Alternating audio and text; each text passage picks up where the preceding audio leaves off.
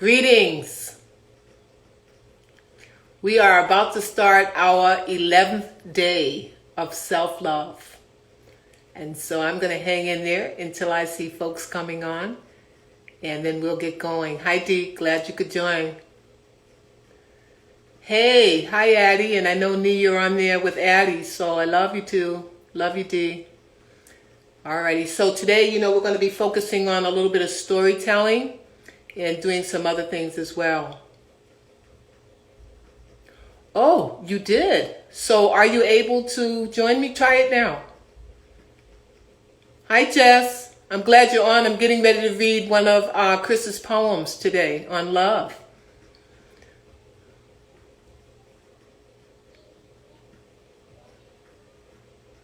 And so, Dee, that's what I'm trying to figure out, because I definitely want to get set up for having our guests and having responses, live responses and things. So if that works, just come on in and try it. Okay?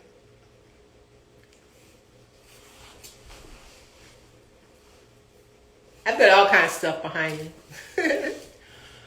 Welcome, welcome. Today is our 11th day. And I don't know how many of you know that 11, those are angel numbers. 1, 1 are angel numbers. And what that really means is it means spiritual enlightenment. It's in so many different books, including the Bible, that talks about those numbers. But I'm just kind of talking right now, saying hi to everyone. All right, I see Mickey joined us and Marion's on. Okay, we got a pretty good crowd already. I'm going to give a couple more minutes before we get going. Yeah, 1, 1. Okay, hey Dee, don't worry about it, but let's figure it out, because I'm definitely trying to do some interviews for next week, and so I'd love for you to be one of my guests on there. Okay, so let's figure it out. We'll talk about it over the weekend and figure it out. But I can't believe it. Betty, you're on? Hey girl, what's up? How you doing?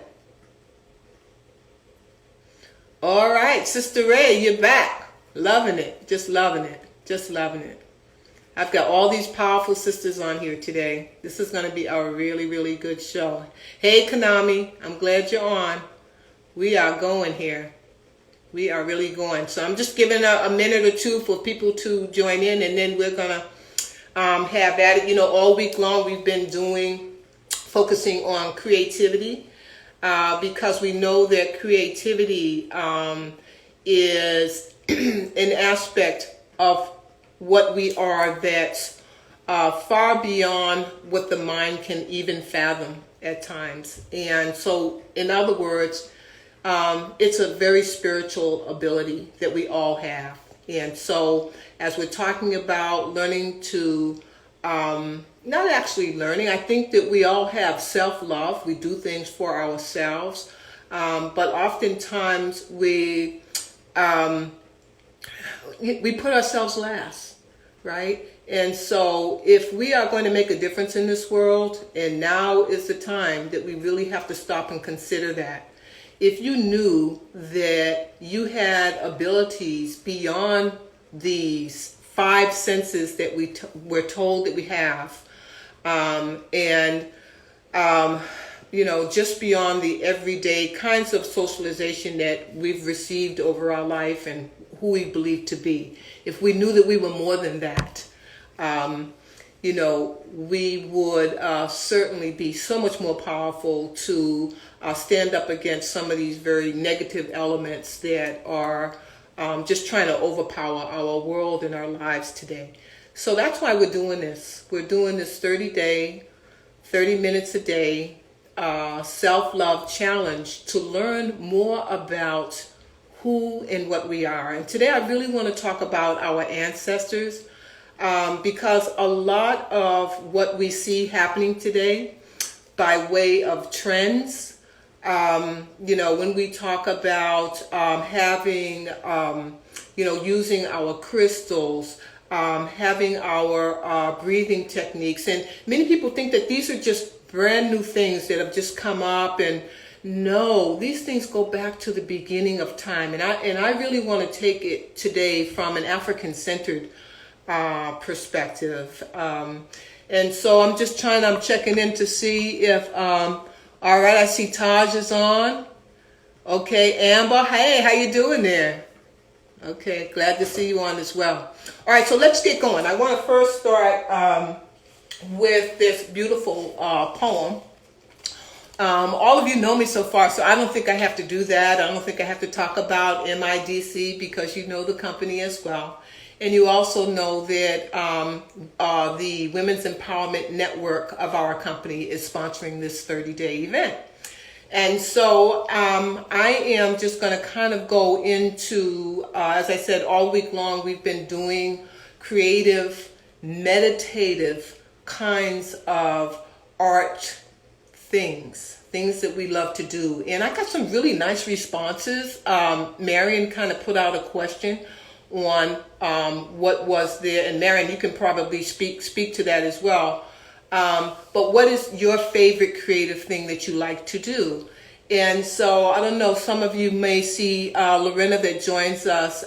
She has an IG, Lorena's Kitchen, and she can just cook. Oh my God, she is wonderful, right? So she said making recipes, and I'm like, yeah, okay. That is creative. So I'm saying that to say that anything that we can create, it's creative, right? Okay. All right. So let me at least start us with a poem, and then we're going to start with some breathing just to wind down. If you've had a day like well, my days are usually quite busy, and then, we start this at 6 o'clock. So it's kind of a wind down, but just preparing. And wanting to give you good information, it's so important to me that it takes that extra energy to be able to do it. So I just want to thank all of you for just hanging in there with me, believing in this opportunity that we have, this time that we have right now to reflect together on what self-love is, and then how can we make that collective self-love, because we're all one. You know that, right? Okay. Everybody knows that for sure. Alrighty, so, and then, okay, so Marion, you're saying that we're receiving some great responses. That's good. So I'm hoping that you can share some of that as we go along. So this book, most of you know, because most of you have purchased this book. This is one of our featured books on the website. It's called The 25th Hour. And it's a book of 65 poems written by my son Christopher, who is currently incarcerated, actually being held. He was ordered to be released back in July of 2019, believe it or not. So we're still struggling with that. But yet and still, he keeps a positive attitude because he knows that he uses his craft of writing, his creativity, to be able to write just beautiful poetry. And so this book is done very, very well. We actually use it in the university when we're talking about school to prison pipeline, and not to forget about those who are incarcerated, because surely it is the new Jim Crow, as Michelle Alexander talks about. So this is defining love. Most of us that use love in a sentence should refrain. From the heart of a hopeless romantic, I complain. Manifestations of love need to be both proven and shown. With all the love in the world, we should never be alone. And even when we're by ourselves, we're not alone. I had to have that little piece. Love is often confused with infatuation. This can lead to harsh ramifications. When love is in the air, all the world seems right. Love soothes like a cup of tea at dawn's first light. Love soothes, and many say that love is also really pain. But a life without love would truly be a shame. Opening one's self to love means the possibility of rejection. But to let another hold your heart is the epitome of affection.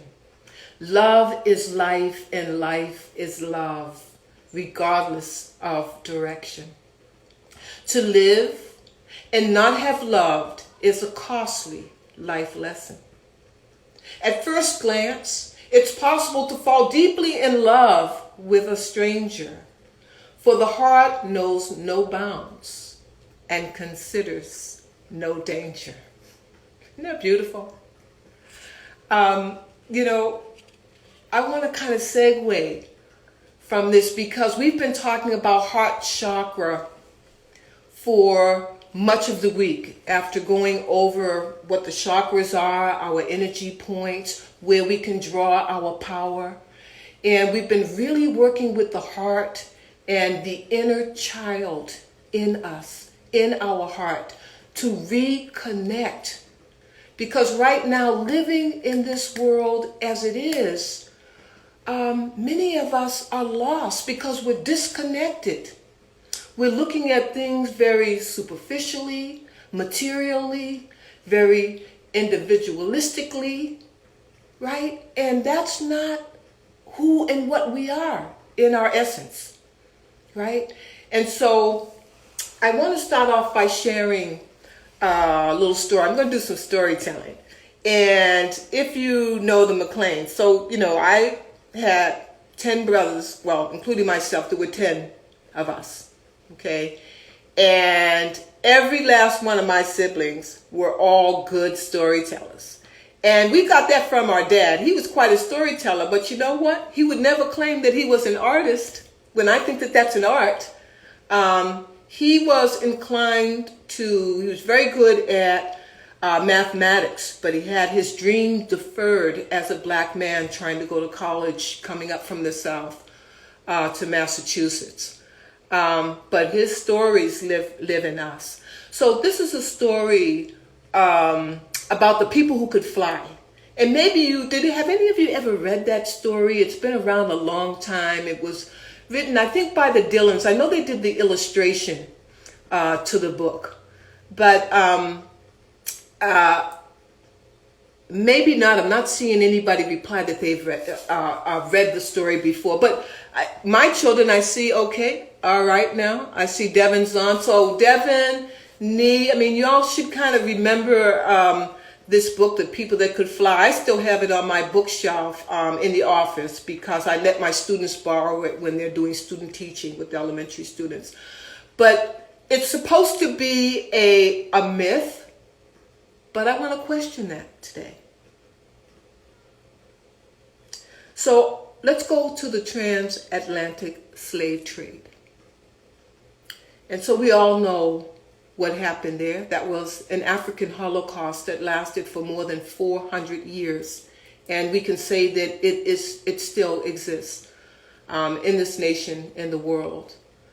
And so you had African people being forced to migrate onto slave ships. In the hull of those ships where it was dark and desolate and rats were running all around and they were chained together or shelved together like sardines in a can.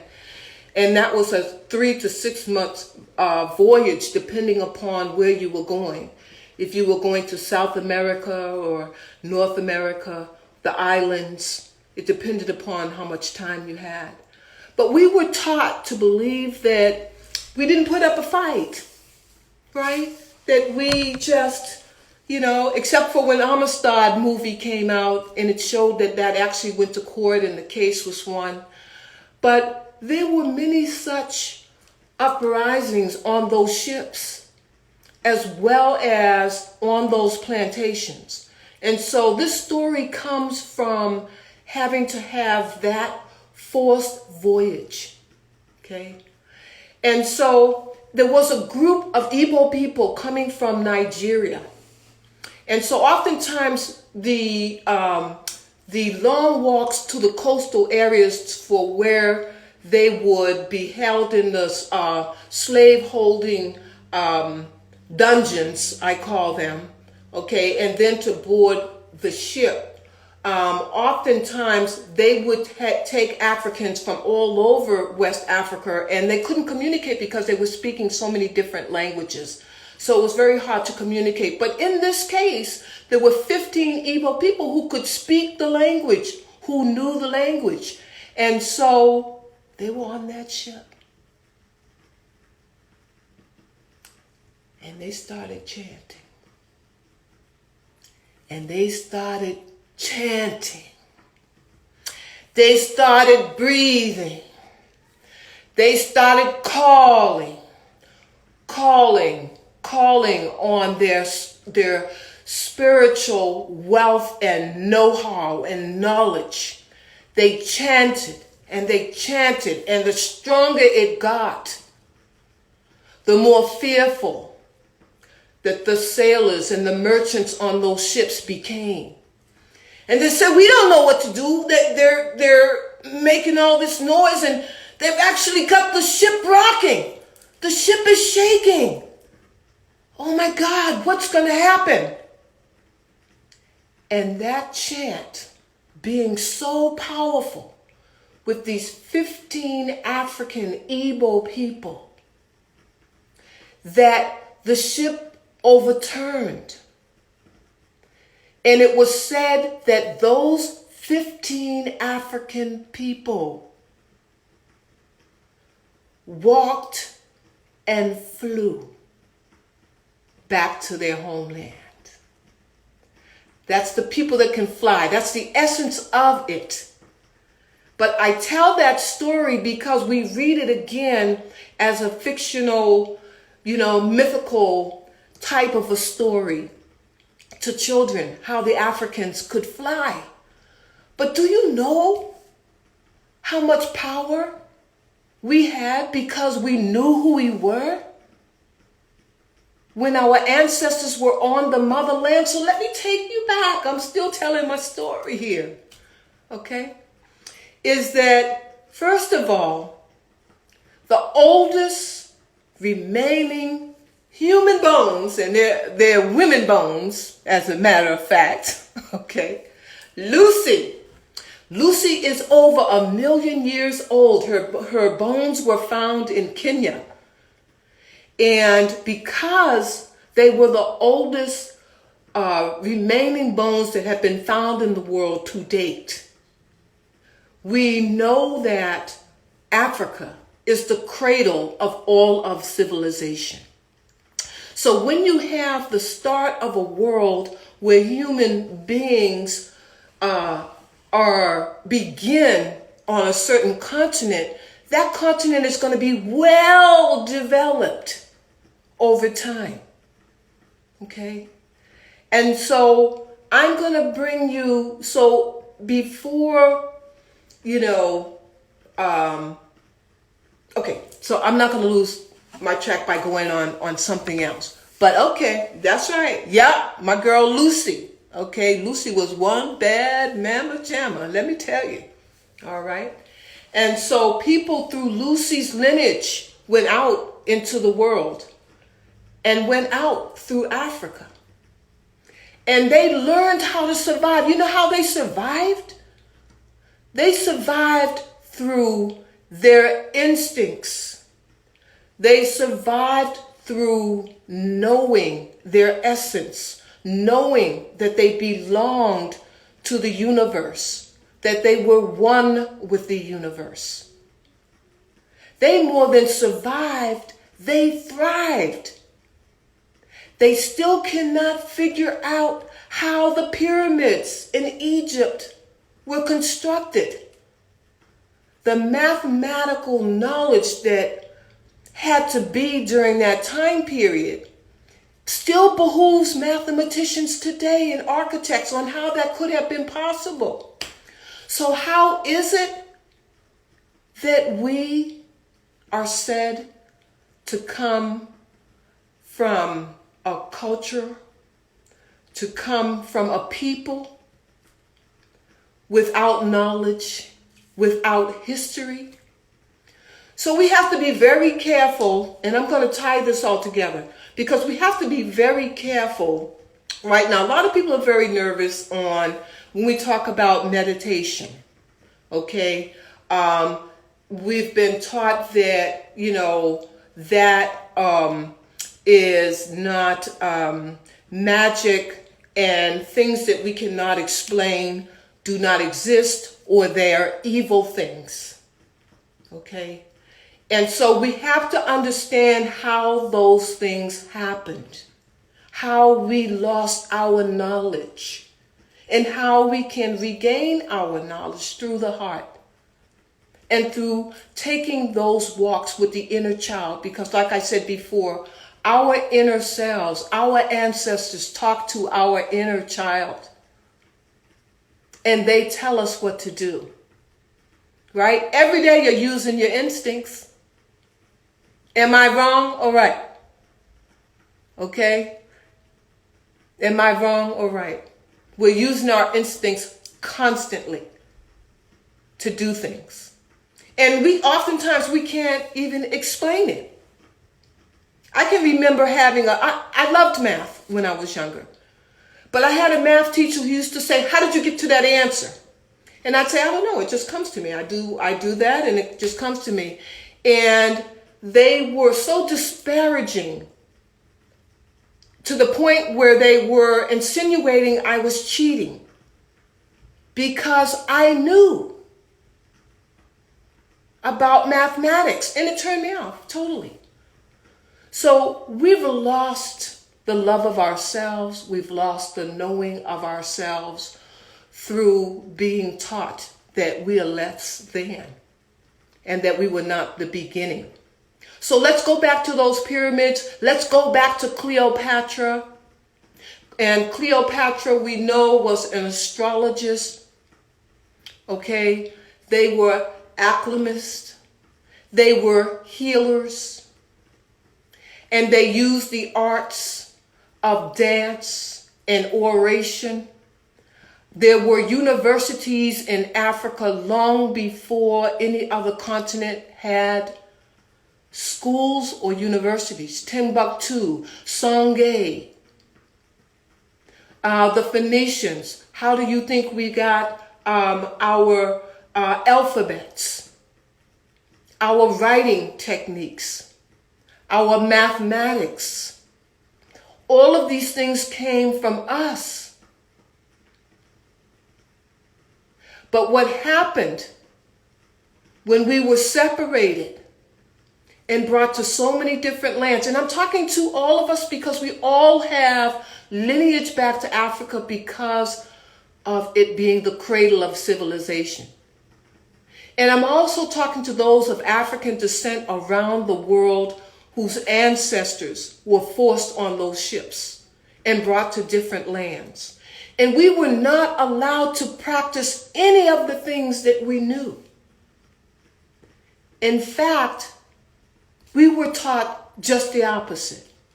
Am I right? Am I wrong? Okay.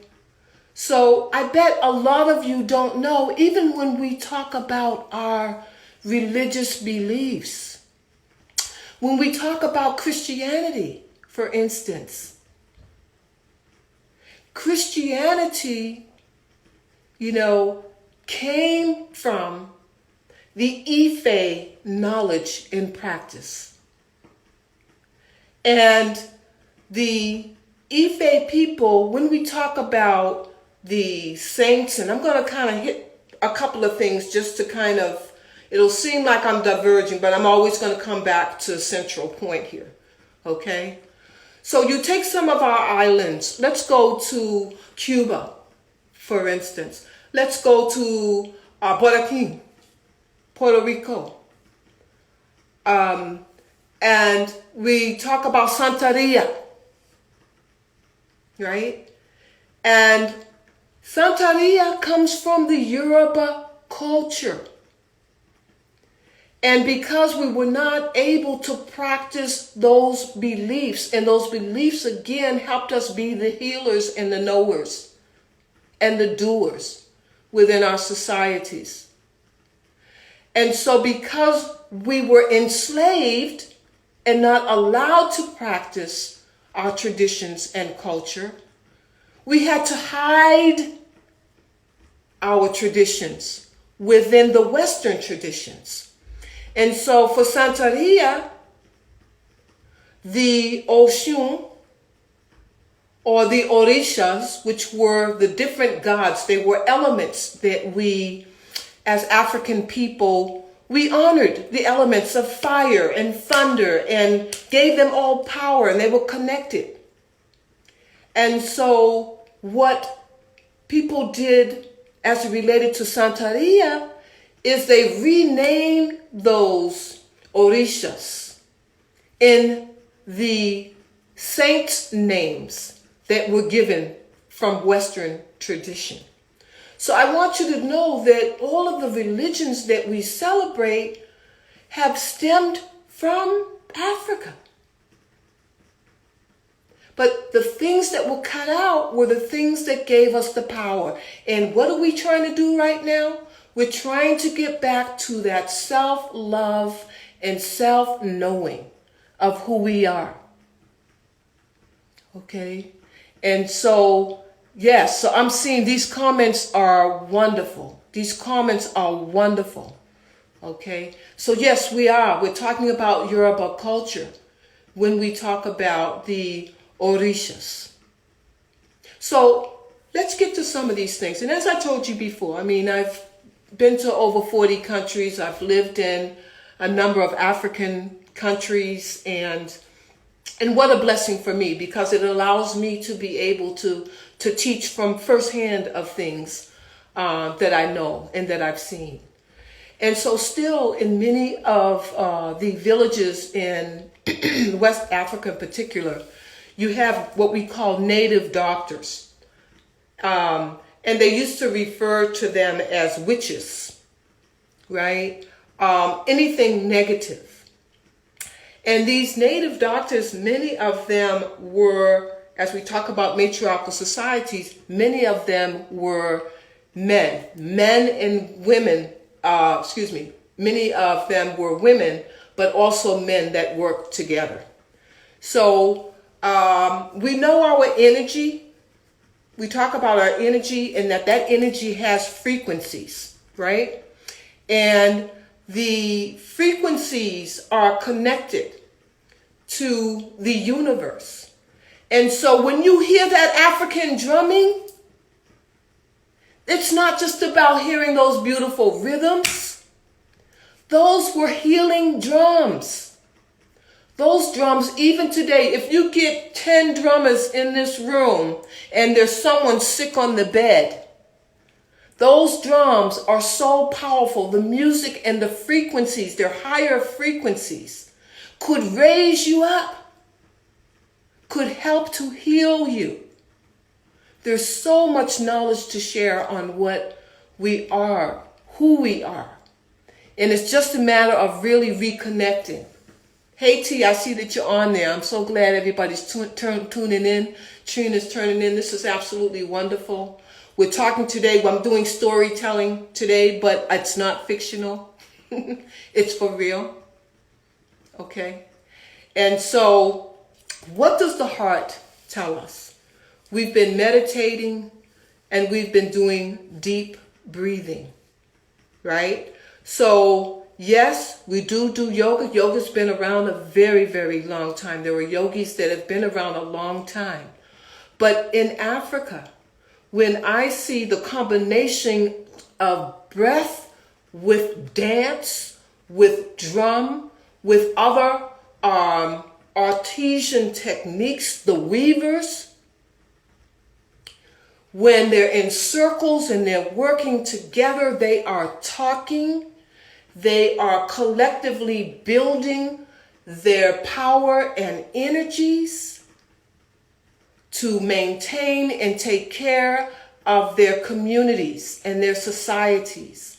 And so those are the things that were stripped away from us, and that's how we're quite a lost people right now. So I want to kind of end on a note to make this all make sense to you.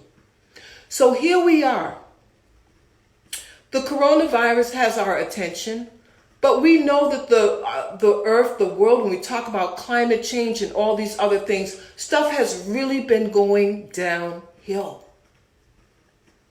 And we're not realizing that through the power of self-knowing and self-love, through love, we can make a difference. We can make a change. So whether or not, for instance, if you pray, if you have mantras, if you go into the zone, as we talk about meditation, it's a zone. If you're dancing, if you're doing art, if you're writing, that's your zone, that's your power, and you can take that power and put it out in the universe. And that's why so many of us right now are connecting and we're looking to try to understand, because yes, we've been lost, but it's time to reclaim. So let's begin to do that. Let's stop. We know that there's a lot of cultural appropriation, and I didn't say cultural appreciation. That's a little bit different. I'm talking about taking, let's just say, let's make up something for that. So you see someone doing a particular dance, and it's pretty cool. So you go back home to your country, and then you start up a dance class. You don't know the meaning of the dance, the healing of the dance. You don't know, you can't call on orishas when we talk about Yemaya. That's one of my favorite orishas of the water. And so we have to stop taking things secondhand and learn things firsthand and know that those of us of African descent and human beings in general, that we are far more powerful than what we know. We have the power to heal this world. And we're going to continue on this 30-day series to continue to discover those things together. So the one thing that I want to leave you with today is our 11th day. 1-1. Those are very special numbers. Those are angel numbers. Just look up, Google it. And what you'll find about those numbers is 1-1 means spiritual enlightenment. And that's where we're going with tomorrow. Spiritual enlightenment. Let us say our love. Let's call it out. We do this every session. I want you to say your full name, because that gives power to your self. When you call out your name, you are calling from the ancestors. You are calling from the powers that be. You are calling from the heart. You are calling in all of the elements and energy that we need to your name. Okay? So I don't care how many people are in the room. Let's do it. I don't care if you're embarrassed. Don't be. You ready? Here we go. I'm saying my name, you're saying yours, and then I want you to tell yourself how much you love yourself. Here we go. And yes, spell it all the way out there too. I'd love to see you there. Karen Bernadette Cardoza McLean Dade. I love you. I love you. I love you because you have challenged yourself to be greater. And you're such a strong woman. I love you. Karen Bernadette Cardoza McLean Dade. I love you. You have made it through a lot, and you are still standing because you have faith in you. You have faith in those who you love. You have faith in this earth and this universe, that there's something more to life than what we've been given. Karen, Bernadette, Cardoza, McLean, Dade, I love you, girl. I love you. And I love each and every one of you from the bottom of my heart. Let's just keep pulling together. Let's just keep pulling together. Betty Beaver, I love you. Dee Gudger, I love you. Neanda Miata, I love you. Mickey, I love you. Dom, I love you. Jesse, I love you.